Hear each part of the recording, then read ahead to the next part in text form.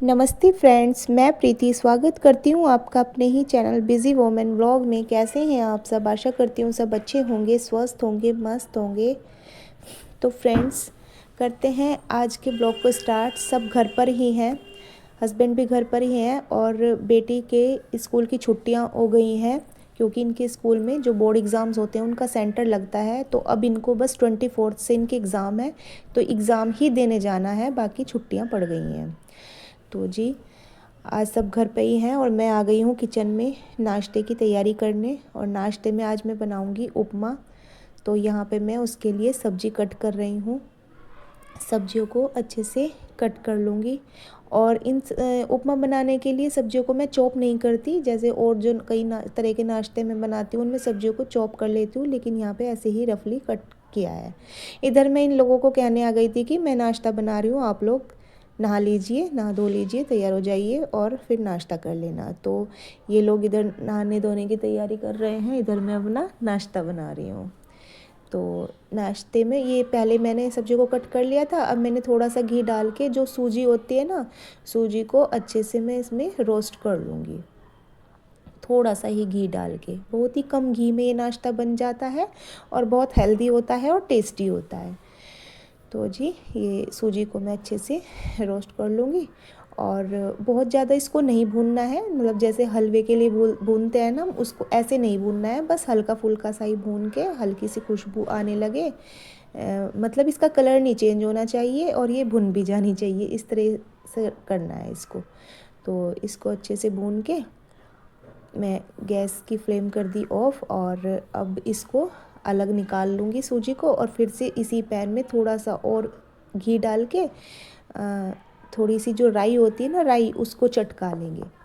तो राई चटकने के बाद इसमें जो हमने सब्जियां कट करके रखी थी उनको सभी को डाल देंगे एक साथ। इसके बाद इसमें नमक डाल देंगे और सभी रेगुलर मसाले डाल देंगे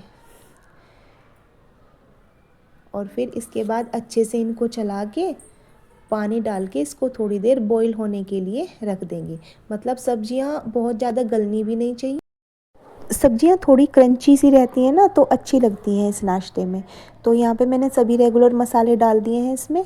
और अब इसके बाद डालूँगी पानी। और पानी कितना डालना है? 3 गुना डालना है, मतलब जितनी हम सूजी ले रहे हैं उसका 3 गुना पानी हमें इसमें डालना होता है। जैसे मैंने 1 कटोरी से कुछ कम थी, मतलब ऊपर तक भरी हुई सूजी नहीं थी उसमें कटोरी में, तो थोड़ा कम था, तो उस हिसाब से मैंने 3 कटोरी पानी इसमें डाल दिया है। और अब इनको ढक के अच्छे से थोड़ा सा गलने देंगे सब्जियों को। और उसके बाद जब इसमें बॉईल आ जाएगा ना, तो उसके बाद जो हमने सूजी को रोस्ट करके रखा था उसको धीरे धीरे डालते जाएंगे और चलाते जाएंगे। ध्यान रखना है, सूजी को डालते जाना है और इसको चलाते जाना है। अगर नहीं चलाएंगे तो इसमें गांठें पड़ जाती हैं जो कि इसका टेस्ट ख़राब करती हैं। तो गांठ नहीं पड़नी चाहिए, बस रेगुलर इसको चलाते रहना चाहिए।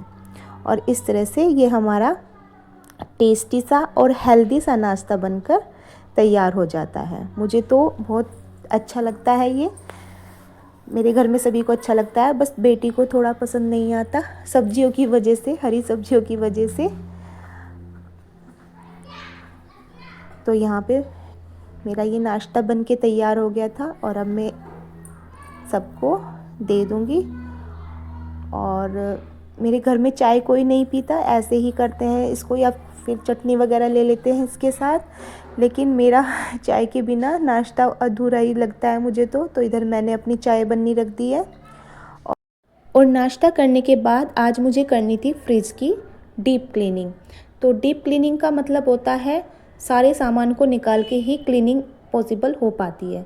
तो इधर 2 भगोनों में दूध रखा हुआ है क्योंकि रात किसी ने पिया नहीं था। कई बार होता है ना कि मन नहीं होता पीने का, तो ये 2 भगोनों में रखा है। तो मैं इनकी मलाई निकाल के एक भगोने में ही दूध कर दूँगी और इसका फ्रिज का सारा सामान निकाल दूँगी। और ये जो लाइनिंग बिछा के रखती हूँ ना, इनको धो के डाल दूँगी। इतना फ्रिज साफ़ होगा, इतना ये लाइनिंग सूख जाएंगी।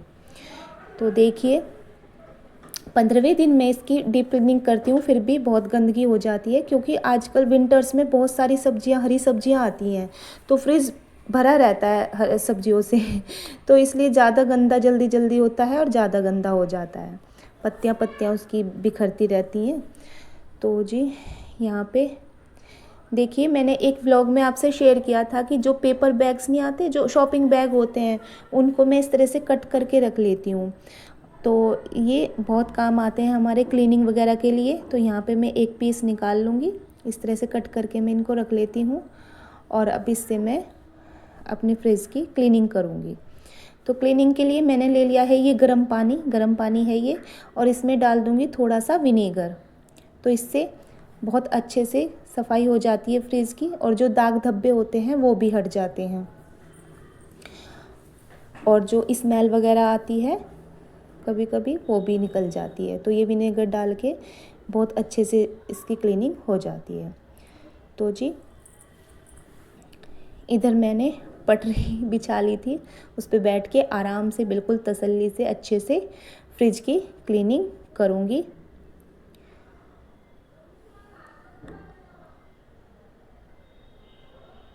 और हल्की फुल्की क्लीनिंग तो रोज़ ही करते रहते हैं, होती रहती है हल्की फुल्की सी, लेकिन जब डीप क्लीनिंग की बारी आती है तो सारा सामान निकाल के ही अच्छे से क्लीनिंग हो पाती है। तो यहाँ पे मैंने अंदर से इसका मतलब इसकी जो वो थी बास्केट वगैरह वो भी निकाल दी थी, उनको भी वॉश करके रख दिया था। इतना फ्रिज साफ़ होगा, इतना सब चीज़ें सूख जाएंगी। और इधर मैंने विंडो को भी अच्छे से साफ़ कर लिया था।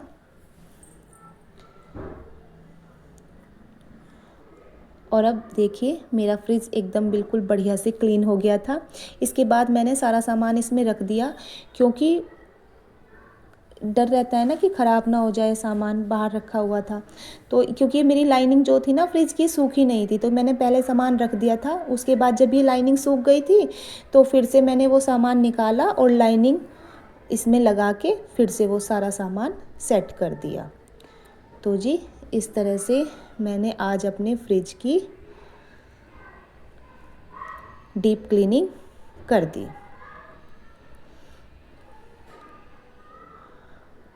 और देखिए कितनी गंदगी बाहर हो रखी है। मैंने पहले झाड़ू लगा ली थी, लेकिन अब फ्रिज में से फिर से इतनी गंदगी निकल गई है। देखिए सफाई हर चीज़ मांगती है, तो अगर हम एक भी चीज़ को अवॉइड कर दें तो उसके ही रिज़ल्ट हमें ख़राब मिलने लगते हैं। तो देखिए कितनी गंदगी निकल के आई है। अब मैं फिर से झाड़ू लगा लूँगी। और देखिए जिस पानी से हमने उसको साफ़ किया है ना, वो पानी भी देखो कितना गंदा हो गया है। और देखो जब हम बाहर से देखते हैं तो ऐसा लगता है कि नहीं हमारा फ्रिज तो अभी साफ़ है, लेकिन मैं चाहे कुछ भी हो 15वें दिन मैं इसकी डीप क्लीनिंग करती रहती हूँ।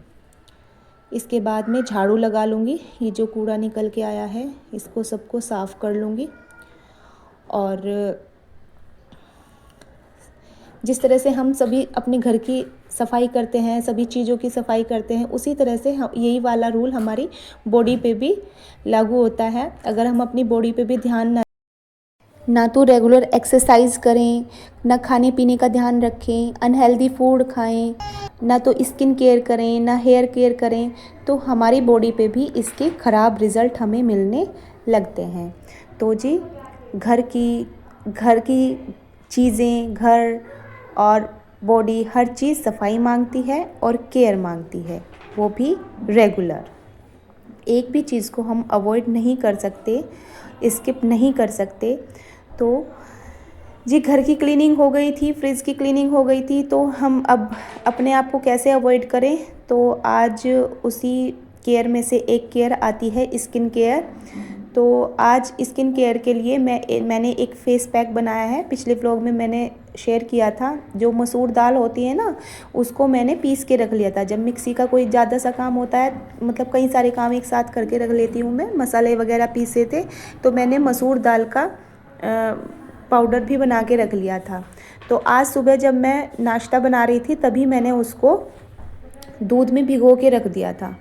तो दूध में भिगोने से क्या हो जाता है, वो फूल जाती है, सॉफ्ट हो जाती है, और फिर उसको अप्लाई करना मतलब आसान भी हो जाता है और अच्छा भी रहता है। दूध एब्जॉर्ब कर लेती है ये जो दाल का पाउडर होता है। तो ये बहुत ज़्यादा अच्छा पैक होता है स्किन के लिए। तो सुबह ही में मैंने इसको 1 चम्मच पाउडर लिया और इसमें दूध डालकर इसको भिगोकर रख दिया था। और उसके बाद इतना मैंने सारे काम निपटाए ना, तो इतना ये फूल गई थी, मतलब इस पाउडर ने दूध को एब्जॉर्ब कर लिया था बिल्कुल। तो इसके बाद मैंने सारे काम किए अपने, जो जो मुझे काम करने थे, और अब मेरे सारे काम निपट चुके थे, बस पोंछा रह गया था। तो अब मैं इसको अप्लाई कर लूँगी, अपने फेस पर लगा लूँगी, और इसको लगाने के बाद फिर मैं पोंछा लगा लूँगी। तो मेरा ये पैक भी सूख जाएगा और मेरा पोंछा भी लग जाएगा। और पोंछा लगाने के बाद इसको अच्छे से मैं साफ़ कर लूँगी। तो देखिए यहाँ पे मैं इसको फेस पर अप्लाई कर रही हूँ। फ्रेंड्स, इस फेस पैक के बहुत ज़्यादा फ़ायदे हैं। 30 एज के बाद और बच्चे होने के बाद स्किन लूज़ होना एक नेचुरल प्रोसेस है, दाग धब्बे आना भी एक नेचुरल प्रोसेस है, लेकिन अगर हम इस पे ध्यान ना दें तो इसके रिज़ल्ट भयानक हो सकते हैं। हाँ, थोड़े से एफ़र्ट्स डाल के हम इनको रोका जा सकता है और थोड़ी केयर की जा सकती है। तो फ्रेंड्स, इस मसूर के दाल के फेस पैक से स्किन जो है वो टाइट होने लगती है, जैसे लूज़ हो जाती है तो वो टाइट होने लगती है, दाग धब्बे दूर होते हैं, और मतलब कहने का ऑल ओवर ये है कि चेहरे पर निखार आता है। और ये मैं ऐसे ही नहीं, फेक ही नहीं बता रही हूँ कि ऐसे ही सुना और बता दिया, मैंने इसको यूज़ किया है और मुझे इसके बहुत अच्छे रिज़ल्ट मिले हैं, तभी मैं ये बात बता रही हूँ। अपनी वीडियो में वही बात शेयर करती हूँ जिसको मैं एक्सपीरियंस कर लेती हूँ। तो यहाँ पे मैंने इसको, यहाँ पे मेरा पोंछा लग गया था और इतना पोंछा लगाया, इतना इसको मैंने अप्लाई कर रखा था। और इसके बाद हल्के हल्के हाथ से, बहुत अच्छा स्क्रबर है ये, हल्के हल्के हाथ से इसको मैंने रगड़ के उतार दिया और इसके बाद ताज़े पानी से इसको धो लिया। तो फ्रेंड्स, ये छोटे छोटे से एफ़र्ट्स होते हैं जिन्हें हम अगर लगाते हैं तो तुरंत तो इनके रिज़ल्ट नहीं मिलते। ये नहीं कि आज हमने लगाया और आज ही हमें इसका रिज़ल्ट मिल जाएगा, लेकिन धीरे धीरे इसके रिज़ल्ट मिलने लगते हैं और रिज़ल्ट बहुत बढ़िया मिलते हैं। तो फ्रेंड्स, करके देखना इसको, बहुत फ़ायदा मिलेगा। मुझे तो इससे बहुत फ़ायदा मिला है, मुझे बहुत अच्छा लगता है ये फेस पैक। बल्कि अभी तो विंटर्स हैं थोड़ी, जब गर्मियाँ होती हैं तो इसमें मुल्तानी मिट्टी और बेसन और कई चीज़ें हैं, उसको मिलाकर लगाने से और ज़्यादा ये काम करता है अच्छे से। तो जी, यहाँ पे मैंने धो लिया था अपना फेस और इसके बाद मैं साफ़ करूँगी वॉश बेसिन। बिल्कुल फ्रेशनेस आ जाती है फेस पर इसको लगाने से। और आज मैंने वॉश बेसिन को क्लीन नहीं किया था क्योंकि मुझे पता था मुझे फेस पैक लगाना है और फिर से ये गंदा हो जाएगा, तो मैंने इसको क्लीन नहीं किया था। और अब इसको फेस पैक लगाने के बाद अब मैं इसको अपने वॉश बेसिन को अच्छे से क्लीन कर लूँगी। तो फ्रेंड्स, ये था मेरा आज का व्लॉग। आपको कैसा लगा? वीडियो पसंद आई हो तो प्लीज़ एक लाइक कर देना, और व्लॉग कैसा लगा प्लीज़ एक प्यारा सा कमेंट करके ज़रूर बताना।